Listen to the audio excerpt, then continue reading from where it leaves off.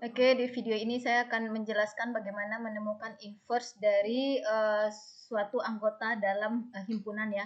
Saya tekankan kembali berdasarkan pada jawaban beberapa dari kalian, inverse itu dikatakan untuk satu himpunan. Salah, kalau kita bicara elemen identitas, nah elemen identitas memang hanya satu untuk di setiap himpunan.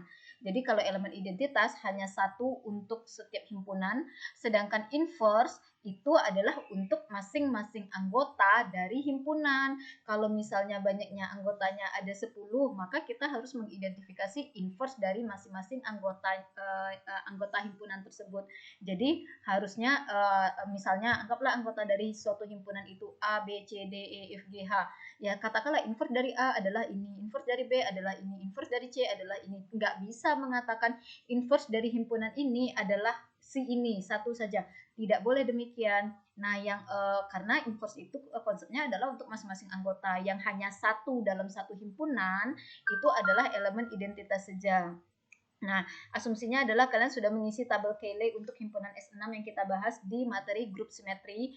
Sekarang mau menemukan inverse dari F1 ini. Oke, nah caranya adalah kan kita sudah tahu tuh bahwa elemen identitas dari himpunan S6 ini adalah F1 ini. Jadi yang pasti sebelum menemukan inverse dari masing-masing anggota himpunan harus temukan dulu elemen identitas dari himpunan tersebut.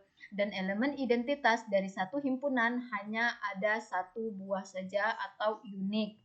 Nah, jadi kalau belum ketemu elemen identitas ya nggak bisa menemukan inverse-nya.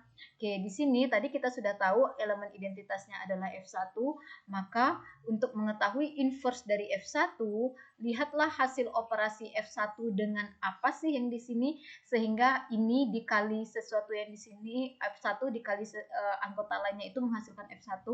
Nah, di sini untuk F1, lihatlah di baris ini yang hasil operasinya menghasilkan F1 atau ini kan yang di dalam tabel ini kan outputnya ya.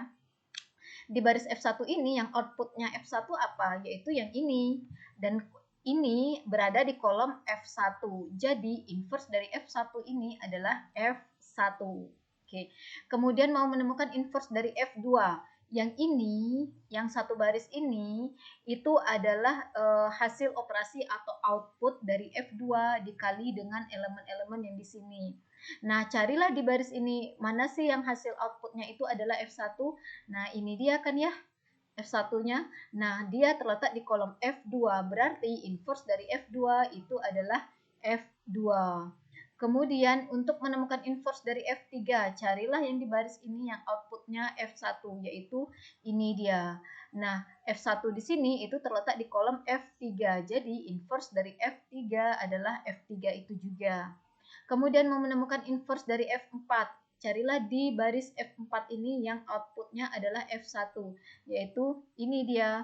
Dan ini terletak di kolom F5, berarti inverse dari F4 adalah F5. Kemudian mau menemukan inverse dari F5, carilah di baris ini yang outputnya adalah F1. Nah, inilah dia, yaitu terletak di kolom F4, berarti inverse dari F5 adalah F4. Kemudian menemukan inverse dari F6, maka carilah yang hasil output yang di sini yang menghasilkan F1, yaitu di sini. Maka inverse dari F6 itu adalah F6. Oke. Jadi intinya adalah lihat yang outputnya sama dengan elemen identitas, dan untuk kasus himpunan S6 ini elemen identitasnya itu adalah F1. Oke. Tolong difahami banget untuk menemukan inverse dari suatu menemukan inverse ya. Bicara inverse itu untuk setiap anggota, bukan untuk satu himpunan.